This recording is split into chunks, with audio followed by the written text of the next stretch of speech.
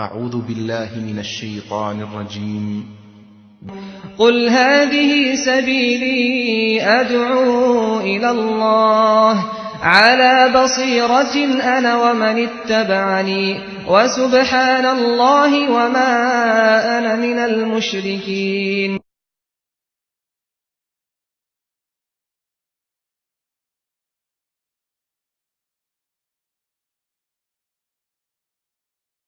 الحمد لله رب العالمين والصلاة والسلام على أشرف الأنبياء والمرسلين وعلى آله وصحبه ومن تبعهم بإحسان إلى يوم الدين. أما بعد، أعوذ بالله من الشيطان الرجيم. بسم الله الرحمن الرحيم.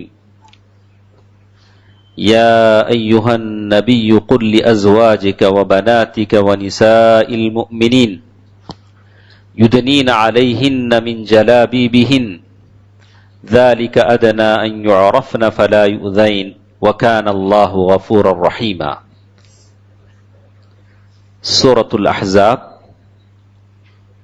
آیت 50-9. محترم حضرات، بزرگوں، دوستوں، عزیزوں، ماں اور بہنوں، اللہ تبارک و تعالیٰ سے دعا ہے کہ اللہ تبارک و تعالیٰ ہماری ٹوٹی پھوٹی عبادتوں کو قبول فرمائے اور حشر کی پریشانیوں سے اللہ تبارک و تعالیٰ ہمیں نجات دے. آج کی اس درس میں کچھ باتیں مسلمان عورت کی عفت پاک دامنی کے تعلق سے آج کی اس مجلس میں ہم سنیں گے. میں نے آپ کے سامنے سورۃ الاحزاب آیت نمبر 59 میں نے آپ کے سامنے تلاوت کی، جس کا ترجمہ یہ ہے: اللہ تبارک و تعالیٰ پیارے نبی صلی اللہ علیہ وسلم سے کہہ رہے ہیں، اے نبی، اپنی بیویوں سے اور اپنی بیٹیوں سے اور مسلمانوں کی عورتوں سے کہہ دو کہ وہ اپنے اوپر اپنی چادریں لٹکا لیا کریں، یعنی جسم کے اوپر، یعنی بالکل اپنے جسم کو ڈھانپ لیں، ستر کریں، حجاب کریں. اس سے بہت جلد ان کی شناخت ہو جایا کرے گی، پھر نہ ستائی جائیں گی. وہ زمانہ ہوتا تھا جب لونڈی اور آزاد شریف عورت میں فرق کرنا پڑتا تھا. لونڈیوں سے ہر کوئی تعارض کرتا تھا، آزاد اور شریف عورت کے سے کوئی تعارض نہیں کرتا تھا. فرق یہ ہوتا تھا کہ شریف عورتیں بالکل پردہ کرتی تھی، جیسے آج کا زمانہ ہے، بالکل ویسا ہی وہ زمانہ تھا. تو ایک علامت کے طور پر کہا گیا کہ اس طرح سے عورتیں پردہ کیا کریں. تو پھر اللہ تبارک و تعالیٰ فرماتے ہیں، اور اللہ تبارک و تعالیٰ بڑا بخشنے والا اور مہربان ہے. وَكَانَ اللَّهُ غَفُورًا رَحِيمًا. اللہ تبارک و تعالیٰ بڑا بخشنے والا اور مہربان ہے. اسی طرح اللہ تبارک و تعالیٰ نے قرآن مجید کی ایک اور آیت سورۃ النور آیت نمبر 30/1، جس میں اللہ تبارک و تعالیٰ نے کہا وَلَا يَضْرِبْنَ بِأَرْجُلِهِنَّ، کہ وہ عورتیں لِيُعْلَمَ مَا يُخْفِينَ مِن زِينَتِهِنَّ، وہ عورتیں اپنے پیر پٹخ پٹخ کر نہ چلیں کہ اس سے آواز آئے.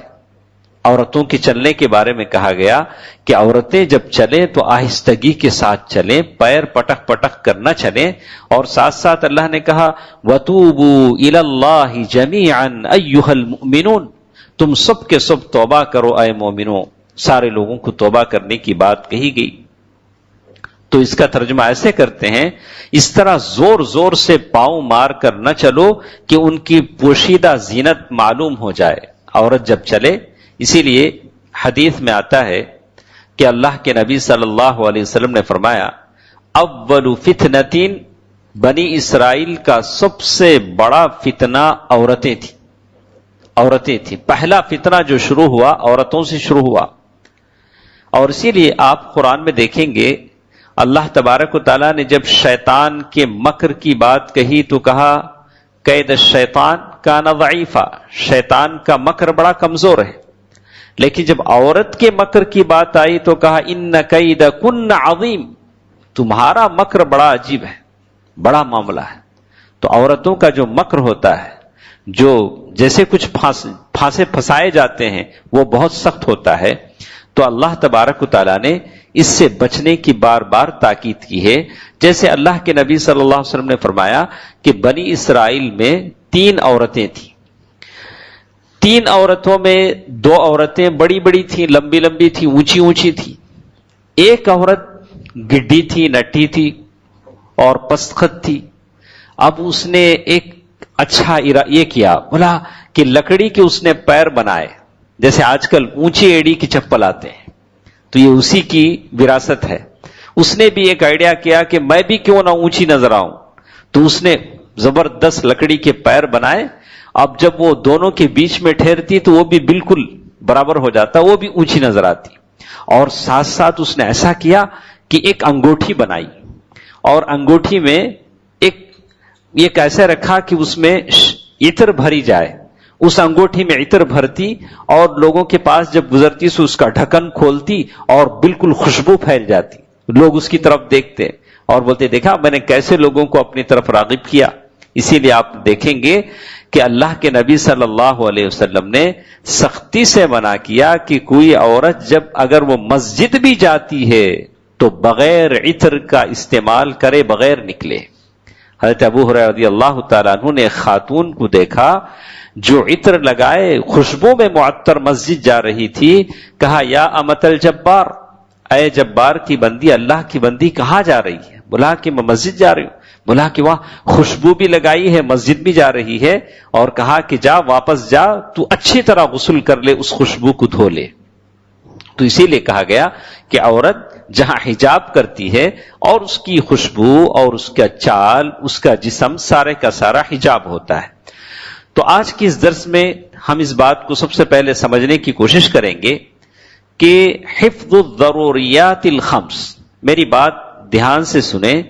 5 چیزیں ہیں جن کی حفاظت یہ دین کا مقصد ہے، اور دین کا مقصد ہے کہ 5 چیزوں کی حفاظت ہو جائے. اور یہی ہوتا ہے کہ سب سے پہلے دین کی حفاظت ایسے کہ اگر کوئی دین میں آنا چاہے اچھی طرح سوچ سمجھ کر دین میں داخل ہو. ایسے نہیں ہوگا کہ صبح مسلمان ہوا، شام ہوتے ہوتے کافر ہو گیا. لوگوں سے بولا کہ ارے دین اچھا ہوتا تو میں کیوں چھوڑتا. اگر اسلامی مملکت ہو تو مرتد کی سزا قتل ہے، اسے قتل کر دیا جائے گا، اس لیے کہ اس نے دین کے ساتھ کھلواڑ کیا اور دین کو بدنام کیا. اور اسی طرح حفظ النسل. اور ایک دوسرا مقصد جو جس کے لیے دین تو یہ کرتا ہے وہ ہے حفظ النسل، نسل کی حفاظت ہے. نسل کی حفاظت میں کہا گیا کہ ایک عورت، یعنی کہا گیا کہ وہ ایک ہی مرد کے ماتحت ہوگی. ایسا نہیں ہوگا کہ کئی مردوں کے ماتحت ایک عورت ہو، ایسا نہیں ہوگا. اس لیے کہ اس کی نسل کی حفاظت ہو سکے، کہا جا سکے کہ فلاں بچہ فلاں مرد کا ہے. حفظ النسل، اللہ تعالیٰ نے اس کی حفاظت کی. اس کی کئی مثالیں ہیں وہ لوگوں نے الگ. اور اسی طرح حفظ العقل، عقل کی حفاظت کی گئی اور اس کے احکام بتائے گئے کہ اگر کوئی پاگل آدمی کسی سے لین دین کرتا ہے تو اس کا لین دین جائز نہیں ہوتا. لین دین جائز نہیں ہوتا اس لیے کہ وہ عقل والا نہیں ہے اور عقل والا نہیں ہے. اور اس لیے شریعت کے تمام احکام جب تک آدمی عقل مند نہیں ہو جاتا واجب نہیں ہوتے. اگر کوئی پاگل ہے تو اس پر شریعت کے احکام واجب نہیں ہوتے ہیں. اور اسی طرح حفظ المال، اللہ تعالیٰ نے مال کی حفاظت کی. کیسے کہا کہ کوئی کسی کا مال نہ لے مگر یہ کہ تجارت کے لیے یا وراثت کے ذریعے یا ہدیے کے ذریعے، تحفے کے ذریعے کسی کا مال لیتا ہے. کسی کا مال چھینا چھپٹی سے کوئی لے نہیں سکتا. اگر ایسے آئے گا تو اللہ تبارک و تعالیٰ کے پاس اسے اس کا حساب دینا پڑے گا. اسی طرح حفظ النفس. اور اسی طرح یہ بات بھی کہا گیا کہ آدمی اپنے جان کی حفاظت، اگر کوئی کسی کی جان لیتا ہے ناحق تو اسے قتل کر دیا جائے گا اس کی جرم میں کہ اس نے ایک مومن کی جان لی. اسی طرح عزت کی جو حفاظت ہے یہ بہت بڑی چیز ہے. اور اسی لیے کہا گیا کہ کوئی کسی پر بہتان نہ لگائے. اگر کوئی کسی پر بہتان لگاتا ہے تو 80 کوڑے اس کی سزا ہے. 80 کوڑے اسے سزا ماری جائے گی، سزے کے طور پر دیے جائیں گے. کوئی کسی کے اوپر بہتان لگاتا ہے، الزام لگاتا ہے. تو دوستو عزیزو، ماں اور بہنوں، ایک مسلمان عورت بڑی پاک دامن ہوتی ہے. عفت، جیسے کہا گیا کہ عفت 2 قسم کی ہوتی ہے. عفت المحارم عفت المآثم، یعنی آدمی گناہوں سے بچے اور حرام چیزوں سے بچے. گناہوں سے ایسے کہ آدمی اپنی عزت کو داغدار کرنے سے بچے. آپ قرآن میں دیکھیں گے کہ اللہ تبارک و تعالیٰ نے یحییٰ علیہ السلام کے بارے میں کہا حصورا و نبیّا، وہ بڑے پاک باز تھے اور بڑے اپنی عزت کی حفاظت کرنے والے تھے. اور مریم علیہ السلام کے تعلق سے بھی کہا کہ انہوں نے کہا کہ مجھے بچہ کیسے ہو سکتا ہے کہ جب میں نے کسی سے شادی نہیں کی، اور کہا کہ بالکل وہ پاک دامن تھی. تو پاک دامنی ایک مسلمان عورت کا شیوا ہوتی ہے. اس سلسلے میں کچھ چیزیں ہیں جس کی وجہ سے اللہ تبارک و تعالی انسان کو پاک دامنی عطا کرتے ہیں. ہم اس بات کی کوشش کریں کہ عورت جو ہمارے پاس کسی کی بیٹی ہے، اللہ تعالیٰ نے عورت کو بڑا مقام دیا. آپ دیکھیں گے کہ قرآن کی ایک سورت کو ایک عورت کے نام سے موسوم کیا گیا، مریم کے نام سے. اور اللہ تعالیٰ نے سورۃ النساء میں احکام ذکر کیے، اور اللہ تعالیٰ نے کہہ دیا من عمل صالحا منکم من ذکر او انثی، کہا کہ کوئی فرق نہیں ہے، مرد اور عورت اگر نیک عمل کرتے ہیں تو ان کو پورا بدلہ ملتا ہے. اور اللہ کے نبی صلی اللہ علیہ وسلم نے عورتوں کی تعلیم، تربیت اور اللہ کے رسول صلی اللہ علیہ وسلم بار بار عورتوں میں عید کے موقع پر جاتے تھے، نصیحت کرتے تھے. اور جبکہ آج ہمارے پاس اس چیز پر توجہ بہت کم ہے.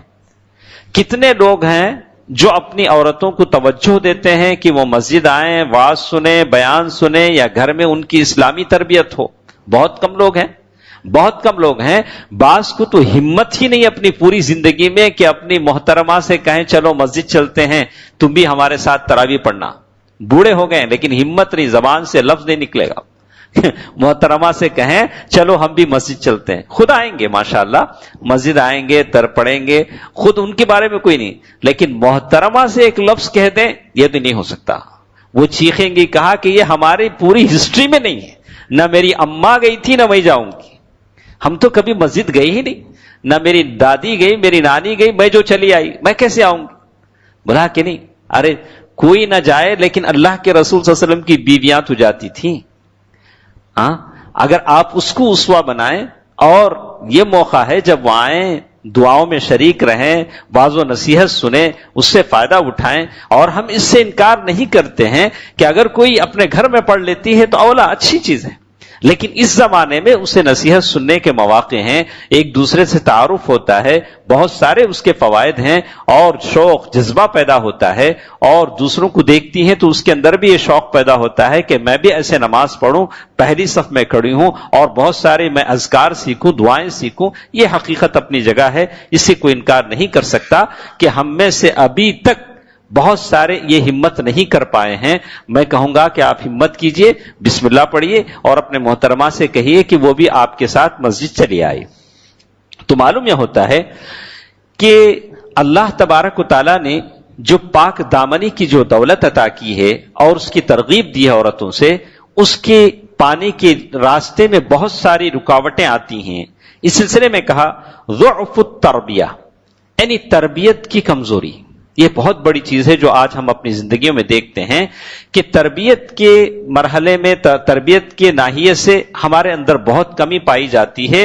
اور نگرانی، ماں باپ کی نگرانی بچوں پر ہو کہ بچے کیا کرتے ہیں، کیا دیکھتے ہیں، کیا سنتے ہیں، ماں باپ کی نگرانی بچوں پر ہو، خاص کر اپنی لڑکیوں پر، بیٹیوں پر. اس لیے کہ ہمارا موضوع وہی ہے کہ اس کی عفت اور پاک دامنی کی کیسے حفاظت ہو.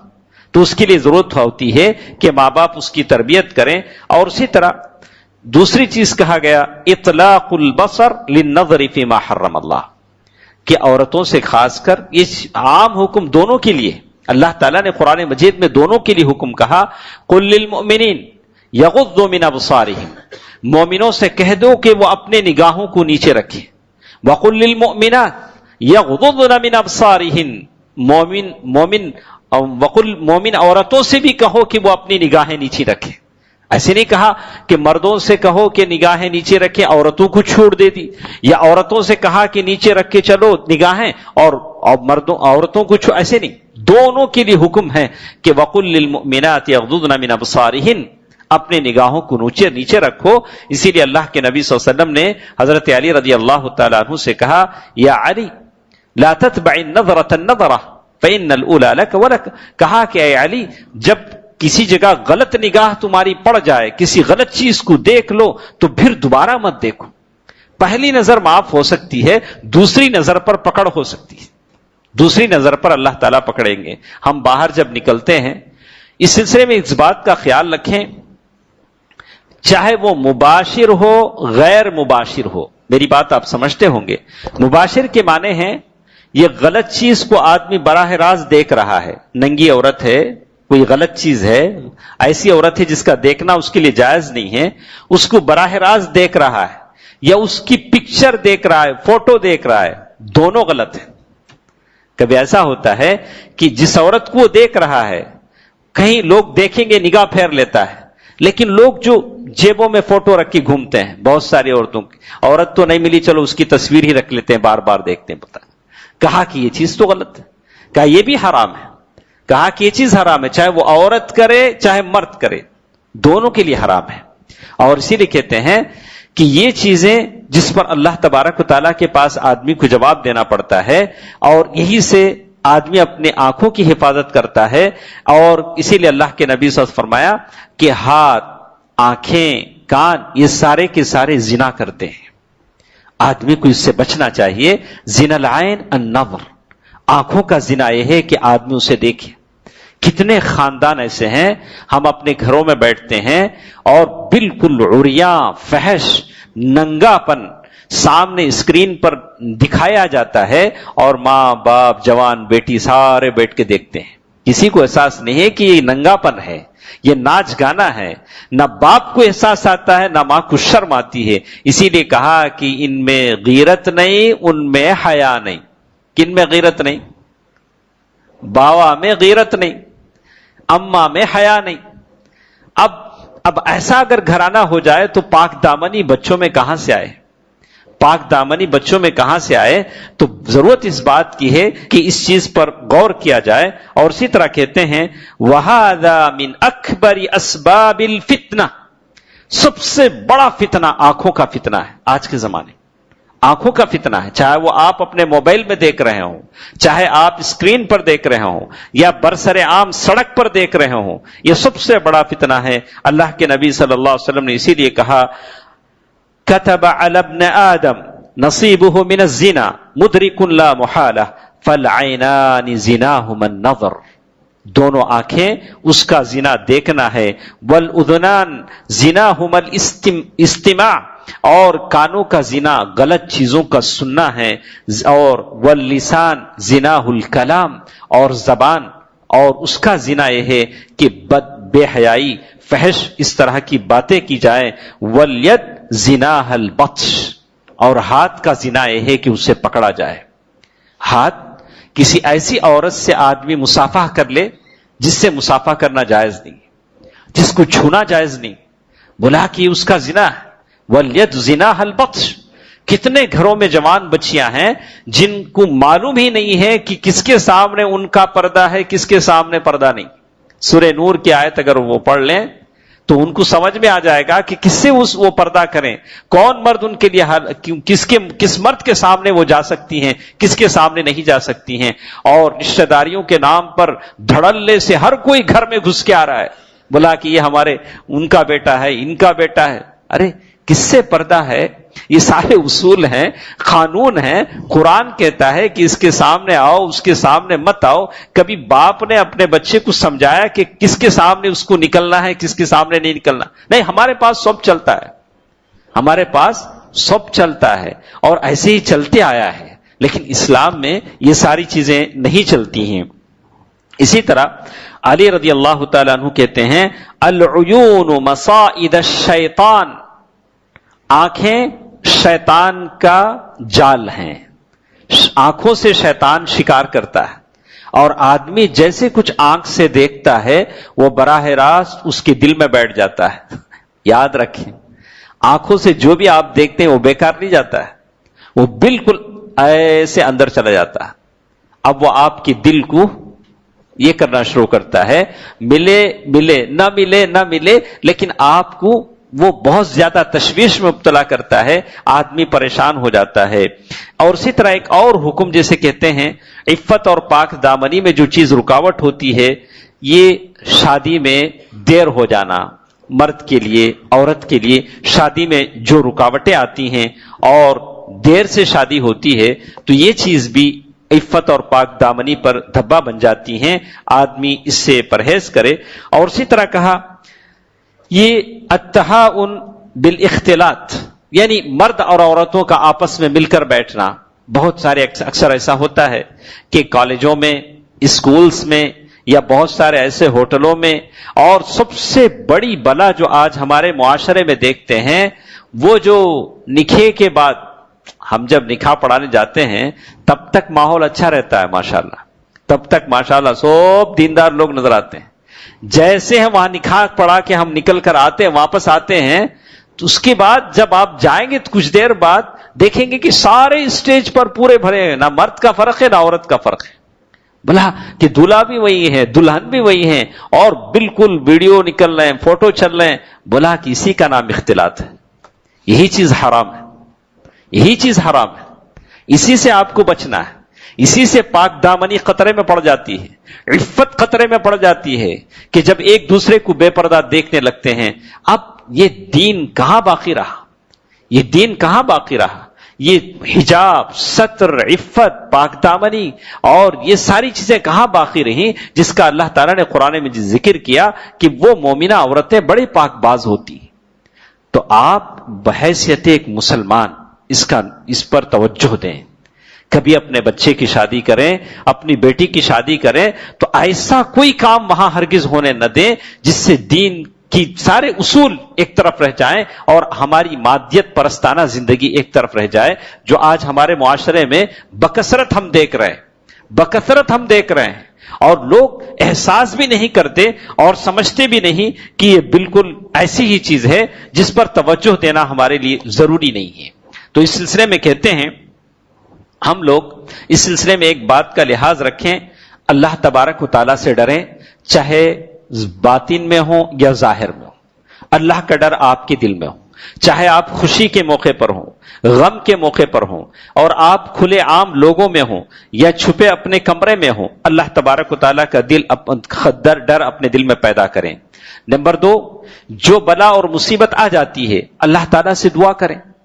یوسف علیہ السلام نے اللہ تعالیٰ سے دعا کی تھی، جب ان کو گناہ کی دعوت دی گئی تھی انہوں نے کہا کہ انہو ربی احسن مثوایا انہو لا یفلح الظالمون وَلَقَدْ هَمَّتْ بِهِ وَهَمَّ بِهَا لَوْلَا أَن رَّأَىٰ بُرْهَانَ رَبِّهِ كَذَٰلِكَ لِنَصْرِفَ عَنْهُ السُّوءَ وَالْفَحْشَاءَ إِنَّهُ مِنْ عِبَادِنَا الْمُخْلَصِينَ وَاسْتَبَقَ الْبَابَ۔ بڑی لمبی آیت ہے، لیکن کہا گیا کہ یوسف علیہ السلام نے اللہ سے دعا کی، یا اللہ یہ جو بلا ہے، یہ جو مصیبت ہے، یہ جو میری عزت خطرے میں پڑ گئی ہے، یا اللہ اس سے مجھے بچا لے۔ آپ بھی اللہ سے دعا کریں، ہماری بہنیں، ہماری بچیاں اللہ تعالیٰ سے دعا کریں۔ آج کے زمانے میں ان کو بڑی مشکلیں پیش ہوتی ہیں جب یہ ترقی کا زمانہ ہے، ہر طرف ننگا پن نظر آتا ہے، تو اپنی عزت کو بچانا اور اپنے آپ کو عفیفہ پاک دامن رکھنا اور ایسی چیزوں سے، آنکھوں سے اپنے آپ کو بچانا بہت بڑی چیز ہے۔ اور اسی طرح ایک اور چیز کہا گیا کہ الزواج، شادی کا معاملہ ہے، جتنا جلد ہو سکے اللہ تعالیٰ نے وسائل دے دیے ہیں تو آدمی اپنی بچیوں کی شادی کر دے۔ اور آپ دیکھیں گے کہ میں نے، شاید مجھے یاد پڑتا ہے کہ میں نے سلف کو یہ بھی لکھتے ہوئے سنا کہ انہوں نے کہا کہ بچیوں کو اونچی جگہ پر مت رکھو، یعنی بالکونی پر، ایسی جگہوں پر جہاں سے ساری دنیا ان کی نظر آتی ہو یا ان کو کوئی دیکھ سکتا ہو، کہا کہ ایسے جگہوں میں مت رکھو۔ کہا اتنی اس حفاظت کا حکم دیا گیا تاکہ عورتیں، لڑکیاں، بیٹیاں بالکل پاک دامن، شریفہ اور اللہ سے ڈرنے والی باقی رہیں۔ یہ ذمہ داری جہاں بچی کے لیے ہے وہاں باپ کے لیے بھی بنتی ہے کہ آپ اس کی تربیت کریں۔ اس سلسلے میں کہتے ہیں جب بھی عفت اور پاک دامنی کی مثال دی جاتی ہے تو یوسف علیہ السلام کی مثال دی جاتی ہے۔ بار بار ہم سنتے ہیں کہ یوسف علیہ السلام نے کیسے اپنی عزت کی حفاظت کی، اور اسی طرح آپ دیکھیں گے کہ وہ 2 بیٹیاں، جیسے کہا گیا کہ شعیب علیہ السلام کی بیٹیاں تھیں، اس میں 2 دو طریقے سے بیان کیے گئے ہیں. جب موسیٰ علیہ السلام مصر سے لے کر مدین پہنچے اور ایک درخت کے نیچے بیٹھے، دیکھا کہ لوگ اپنے جانوروں کو پانی پلا رہے ہیں، لیکن وہاں کچھ بچیاں ہیں جو الگ تلگ اپنے جانوروں کے ساتھ ہیں. قال ما خطبكما قالتا لا نسقي حتى، اور پوچھا کہ آپ لوگ کیوں اپنے جانوروں کو پانی نہیں پلاتے ہیں؟ تو کہا کہ نہیں، ہم نہیں پلا سکتے ہیں جب تک کہ وہ لوگ وہاں سے ہٹ جائیں، مرد لوگ ہیں، جب تک وہ لوگ وہاں سے ہٹ نہ جائیں. وَأَبُونَا شَيْخٌ كَبِيرٌ، لمبی بات نہیں کی، انہوں نے بھی لمبی بات نہیں کی عورتوں سے، اللہ کے نبی ہیں، عورتوں نے بھی لمبی، بالکل مختصر کہا وَأَبُونَا شَيْخٌ كَبِيرٌ، ہمارے ابا بوڑھے ہیں، ہم نہیں پلا سکتے، اس لیے ہم یہاں پانی پلانے آئے ہیں، جب وہ لوگ چلے جائیں گے تو ہم پلائیں گے. تو دیکھا، اور جب یوسف علیہ السلام جب موسیٰ علیہ السلام نے آگے بڑھ کر جانوروں کو پانی پلا دیا اور وہ لڑکیاں وہاں سے چلی گئیں، موسیٰ علیہ السلام نے ان کو پانی پلا دیا، وہاں سے چلی گئیں، تو کہتے ہیں، قرآن کہتا ہے فَجَاءَتْ إِحْدَاهُمَا تَمْشِي عَلَى اسْتِحْيَاءٍ، کہا کہ ان میں سے ایک لڑکی بڑی شرم و حیا کے ساتھ چلتی ہوئی آئی. چال بھی بڑی عجیب چیز ہوتی ہے، قرآن نے اسی لیے کہا تمشی علی استحیاء، حیا کے ساتھ چلتی ہوئی وہ لڑکی آئی اور کہا کہ ہمارے ابا آپ کو بلا رہے ہیں، ہمارے ابا آپ کو بلا رہے ہیں، وہ بدلہ دینا چاہتے ہیں جو تم نے ہمارے جانوروں کو پانی پلایا. تو جو عورت عفیفہ ہوتی ہے، پاک دامن ہوتی ہے، وہ عورت بالکل آہستگی کے ساتھ چلتی ہے، شریفانہ چال چلتی ہے. اور اس سلسلے میں آپ دیکھیں گے کہ ایسے بہت سارے چپل جو پہنتے ہیں، کہا کہ یہ شرعاً جائز نہیں ہے، شرعاً جائز نہیں ہے جس سے چال بدل جائے، اور ایسی زوردار آواز آنے والی پٹیاں جس کے چلنے سے پٹیوں میں آواز آ جائے، جو آیت ہم نے پڑھی وہ شرعاً وہ بھی جائز نہیں اور جائز نہیں ہے. اسی طرح ہم کہتے ہیں کہ اللہ کے نبی صلی اللہ علیہ وسلم عفت کے، جیسے ہم نے دو باتیں آپ کے سامنے کہی تھی، ایک عفت تو وہ ہوتی ہے جو آدمی حرام چیزوں سے بچتا ہے، چاہے وہ حرام چیزیں کھانے میں ہوں، آپ حرام کھانے سے بھی بچتے ہیں تو وہ بھی عفت ہے. اللہ کے نبی صلی اللہ علیہ وسلم کے بارے میں آتا ہے، اللہ کے نبی صلی اللہ علیہ وسلم جب گھر پہنچتے اور گھر میں کوئی کھجور ایک مل جاتا اٹھا لیتے اور یہ سمجھ کر اس کھجور کو پھر دوبارہ رکھ دیتے کہ کہیں وہ کھجور صدقے کا نہ ہو. کیا بولا؟ کہیں وہ کھجور صدقے کا نہ ہو. اس طرح سے عفت، یعنی بچنا، حرام سے بچنا کہ جو چیز میرے لیے جائز نہیں، صدقہ میرے لیے جائز نہیں، اور اسے وہ بچتے تھے. اور اس کے لیے بہترین مثال جو بیان کی جاتی ہے، میں آپ کو بتاؤں گا، میرے پاس تھوڑا سا ٹائم ہے لیکن میں آپ کو بتاؤں گا کہ اللہ کے نبی صلی اللہ علیہ وسلم کے یہ صحابی رسول ہیں عثمان بن طلحہ العبدری رضی اللہ عنہ، ایک صحابی ہیں. حضرت ام سلمہ رضی اللہ تعالی عنہ، دیکھیے ایک مرد کی شرافت اور عفت کیا ہوتی ہے، اس سے آپ غور کیجئے. ام سلمہ رضی اللہ تعالی عنہ، ابو سلمہ رضی اللہ عنہ، یہ دونوں مکے میں رہتے ہیں. ابو سلمہ مسلمان ہو گئے، دونوں میاں بیوی ہیں، ابو سلمہ ام سلمہ، دونوں مسلمان ہوئے. ابو سلمہ اور اپنے بچے کو لیا، بیوی کو لیا، اونٹ پر سوار ہوئے، بولے کہ ہم مدینہ جائیں گے، اللہ کے نبی صلی اللہ علیہ وسلم کے شہر جائیں گے. نکلے تو ام سلمہ رضی اللہ تعالی عنہ کے گھر والے آئے، بولے کہ نہیں، تم جانا ہو تو اکیلے جاؤ، ہماری بچی کو لے جا نہیں سکتے. تو انہوں نے ام سلمہ رضی اللہ تعالی عنہ کو روک لیا. اور ابو سلمہ، ان کے لوگوں نے دیکھا کہ انہوں نے ایسا کیا تو بچے کو وہ لوگ نکال لیے. بولا کہ تم لوگوں نے ان کو جانے نہیں دیا تو چلو بچے کو ہم نکال لیتے ہیں. اکیلے ابو سلمہ رضی اللہ عنہ مکے سے نکل کر مدینے کو روانہ ہوئے. اور ام سلمہ رضی اللہ تعالی عنہ کہتی ہیں، ام المؤمنین کہتی ہیں کہ بچے کی چھینا چھپٹی میں بچے کا ہاتھ نکل گیا. فقلعت یدہ، یعنی ایسے لوگوں نے چھینا کہ بچے کا ہاتھ نکل گیا جو گود کا بچہ تھا. بڑی پریشان ہوئی، ایک طرف شوہر سے محروم ہوئی کہ وہ مدینہ نکل گئے، اور دوسرا گود کا بچہ اس کی قوم کے لوگوں نے نکال لیا اور خود باقی رہ گئی. روزانہ ابطح میدان میں آتی، صبح سے شام تک روتی رضی اللہ عنہا. کہ کوئی رحم کرنے والا نہ تھا. کہتے ہیں کہ ان کے رونے سے وہاں جو پتھر تھے ان کو رحم آ جائے، لیکن یہ پتھر لوگ دل ان پر رحم کرنے والے نہیں تھے. روتی رہی ایک عرصہ گزر گیا. بعد میں کچھ لوگوں کو رحم آیا، بولا کیوں اس عورت کو ستایا جائے، ایسا کرو کہ اسے جانے دیا جائے، مدینہ جانے دیا جائے. اور وہ کہتی ہیں کہ مدینہ میں جاؤں تو کیسے جاؤں، میرا بچہ ان کے پاس تھا اور پھر بچہ بھی مل گیا، اب کیسے چلے ایک اکیلی عورت، مکے سے مدینے کا سفر کیسے کرے گی ایک اکیلی عورت. لیکن شوق ہے، جذبہ ہے، اللہ پر توکل ہے، بھروسہ ہے. مدینے سے نکل پڑی، کوئی آدمی ساتھ نہیں ہے، گود کا بچہ لیا اور پھر مکے سے نکل پڑی. رخت سفر باندھا مدینے کا، جا رہی مدینہ جہاں ان کے اپنے شوہر ہیں، اللہ کے نبی صلی اللہ علیہ وسلم ہیں، اور اللہ تبارک و تعالیٰ پر توکل کیا، بھروسہ کیا، نکل پڑی. تنعیم پر پہنچی، مقام تنعیم جہاں مسجد عائشہ ہے. مکے سے نکل کر تھوڑی دور تنعیم پر پہنچی تو عثمان بن ابی طلحہ العبدری رضی اللہ عنہ، صحابی ہیں، بعد میں مسلمان، اس وقت مسلمان نہیں ہوئے تھے. دیکھا کہ اکیلی عورت بچے کو لے کر جا رہی ہے تو انہوں نے کہا، عثمان بن ابی طلحہ نے کہا کہ کہاں جا رہی ہو؟ تو سارا واقعہ انہوں نے بتلایا کہ میرے ساتھ ایسا ہوا، میرے شوہر ابو سلمہ وہاں ہیں اور میں بھی جا رہی ہوں، مدینہ جا رہی ہوں. بولا کہ اکیلی عورت، تمہارے ساتھ کوئی ہے نہیں، تمہارا ایک گود کا بچہ؟ تو کہتی ہیں، اور اس وقت ایسا جواب عثمان بن ابی طلحہ العبدری رضی اللہ تعالیٰ عنہ نے دیا جس کو آج تک یاد رکھیں. کہا ما لک من مترک، کہا کہ میں تجھ کو اکیلا نہیں چھوڑ سکتا، کوئی تعلق نہیں، کوئی رشتہ داری نہیں، لیکن ایک عورت کی حفاظت کے سلسلے میں انہوں نے کہا کہ ما لک من مترک، میں تم کو اکیلا نہیں چھوڑ سکتا.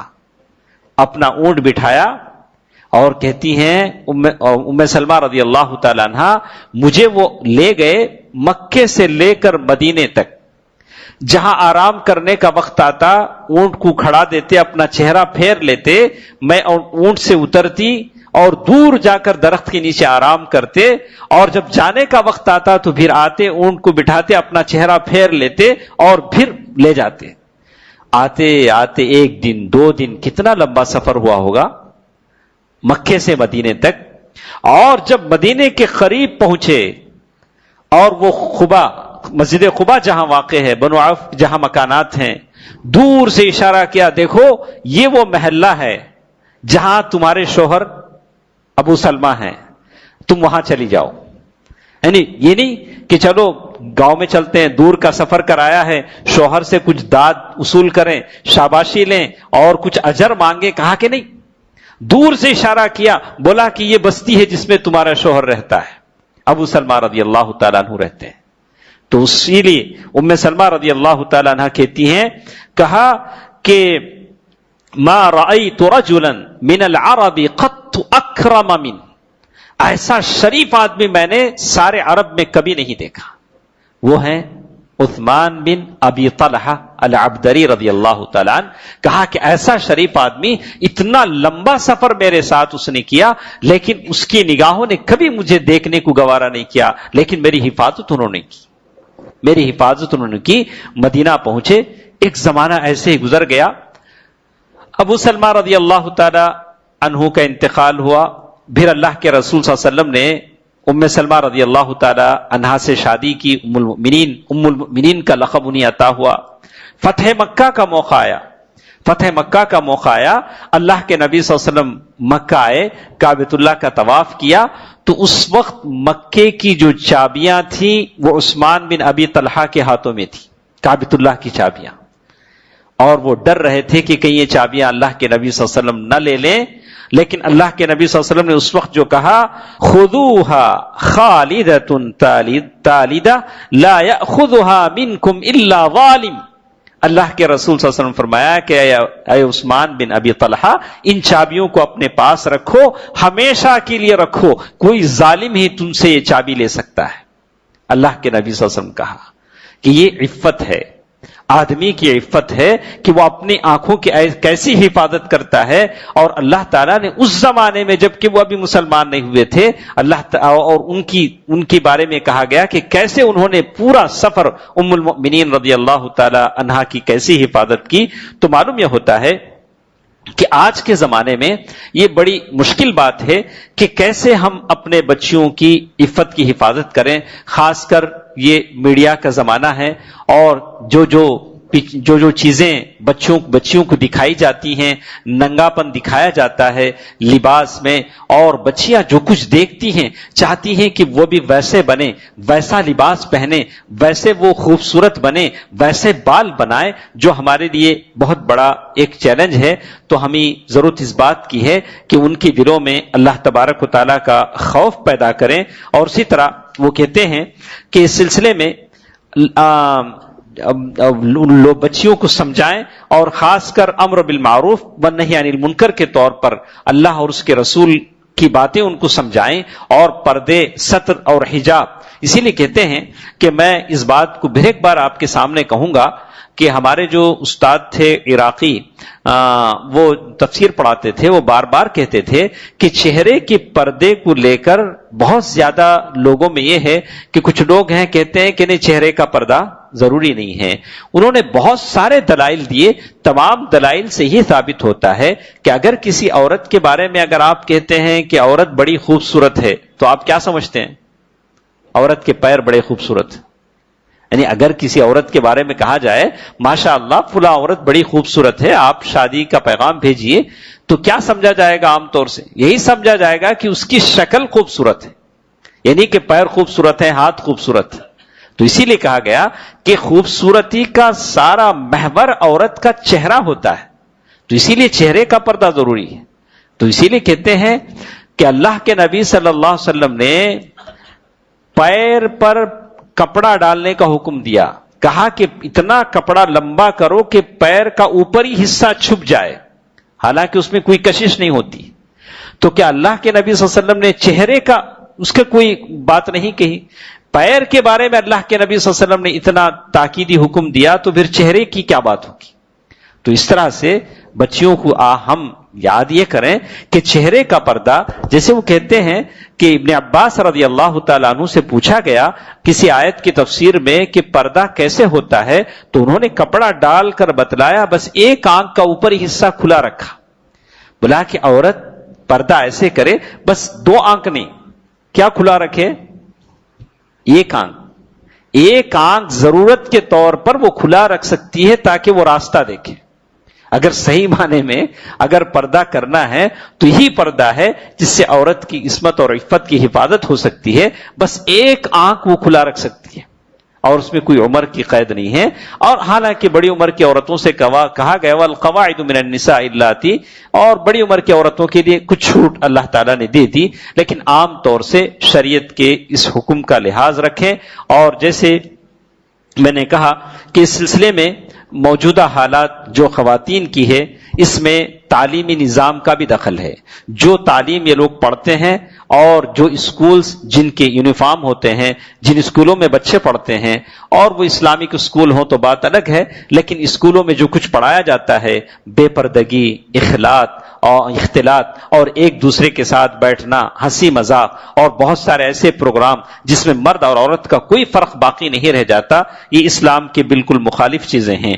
اور اسی طرح یہ بہت ساری چیزیں جیسے ہم دیکھتے ہیں کہ بدکاری کی سزائیں جو تجویز کی گئیں، اگر کوئی شخص بدکاری کرتا ہے تو ان ملکوں میں بڑی آسانی سے بچ جاتا ہے. تو ظاہر ہے کہ اسلامی اصول کو اپنایا جائے، بدکاری کی سزا دی جائے، تو پھر کسی کی عصمت خطرے میں نہ پڑے.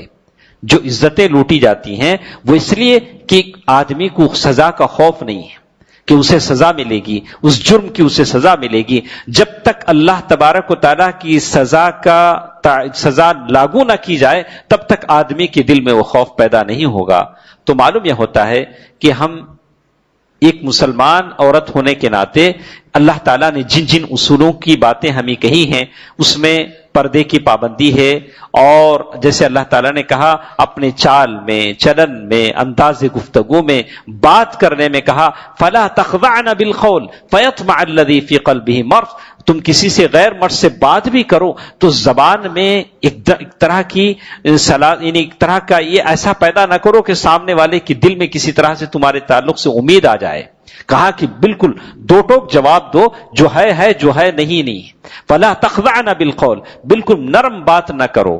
فلا تخضعن بالقول، یہ اسلامی اصول ہیں، اور اس لیے ہیں کہ ایک مسلمان عفیفہ رہے، پاک دامن رہے، اور اللہ تعالیٰ کے پاس جائے تو نیکیوں کا ایسا بھرا ہوا اپنا دامن لے جائے کہ اللہ تبارک و تعالیٰ اس سے بخش دے. اور ایک بات میں کہوں گا کہ ہم زیادہ سے زیادہ اللہ تبارک و تعالیٰ سے دعا بھی کریں، جیسے اللہ کے نبی صلی اللہ علیہ وسلم دعا کرتے تھے اللہم انی اسألک الصحۃ والتقی، اے اللہ میں صحت مانگتا ہوں اور تقوی کی دولت مانگتا ہوں، والعفاف والغنی، عفاف عفت کی دولت مانگتا ہوں. اور اللہ کے نبی صلی اللہ علیہ وسلم نے بار بار ایسی بھی دعا کی اللہم آتی نفسی تقواہا وزکیہا وانت خیر من زکاہا انت ولیہا ومولاہا، اے اللہ میرے نفس کو پاک کر دے. اللہم آتی نفسی تقواہا وزکیہا، اے اللہ میرے نفس کو پاک کر دے. وانت ولیہا ومولاہا، اے اللہ تو نفس تیرے ہاتھ میں.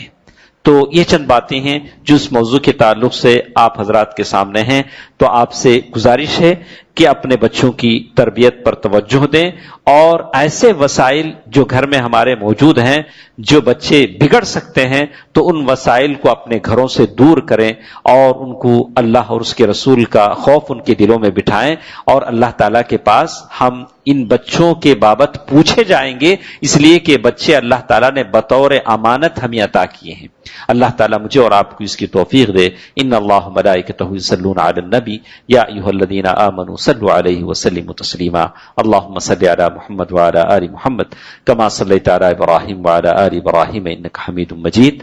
اللهم بارک علی محمد وعلی آل محمد کما بارکت علی ابراہیم وعلی آل ابراہیم انک حمید مجید برحمتک یا ارحم الراحمین. والحمد للہ رب العالمین. والسلام علیکم ورحمۃ اللہ وبرکاتہ.